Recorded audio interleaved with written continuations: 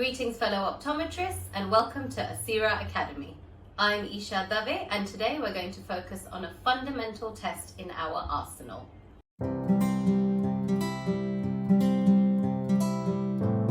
The cover-uncover test is designed to identify ocular misalignment or strabismus, both latent and manifest. So let's get on with the step-by-step guide on how to perform the cover test.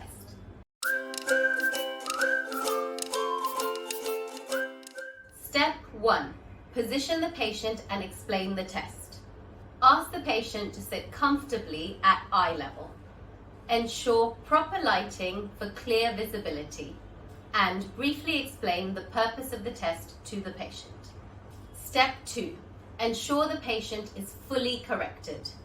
The cover test should be performed with full correction for both distance and near if it is required for their daily tasks. This can be done with their existing spectacles or contact lenses or with the use of a trial frame. Step 3. Ensure the patient fixates on the target. The distance target should be one line above the best corrected Snellen or Logmar acuity in the worst eye. Now, ideally, to avoid crowding, the best target would be a single letter. However, if you don't have this option, choose either the first or the last letter of that line. A similar process should be followed while performing the cover test at near using a reduced Snellen chart. Step 4. The cover-uncover test, looking for a heterotropia.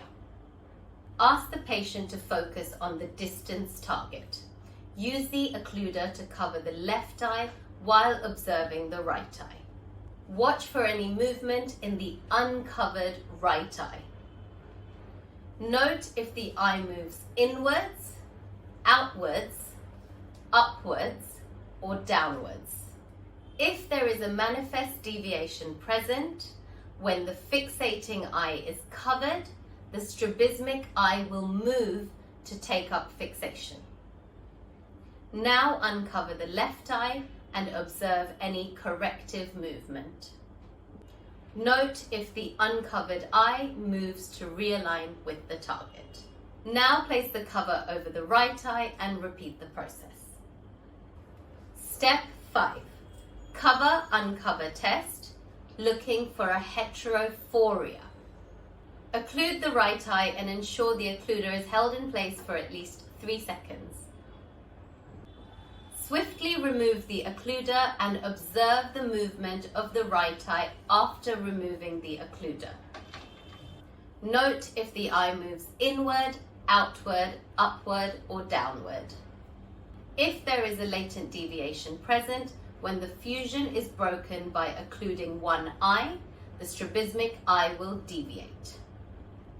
But once the occluder is removed and the fusion is reintroduced, the deviating eye will move once again to take up fixation.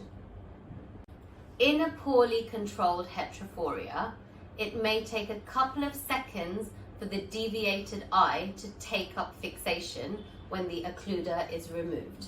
So wait a few seconds before occluding again. Now occlude the left eye and repeat the process. In both cases, heterophoria and heterotropia, base in prisms correct exodeviations.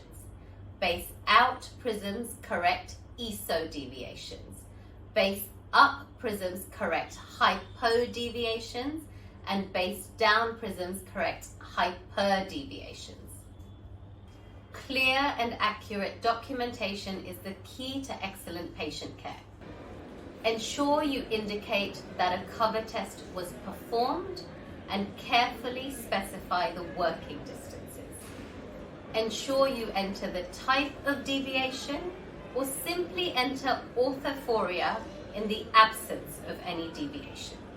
Select an eye if applicable. Remember, this will not be applicable for latent horizontal deviations. Enter the size of the deviation and the base direction, and finally the recovery, which means how quickly the deviating eye takes up fixation. And there you have it, a quick and effective guide to the cover test. If you found this video useful, don't forget to like, share and subscribe for more optometry insights.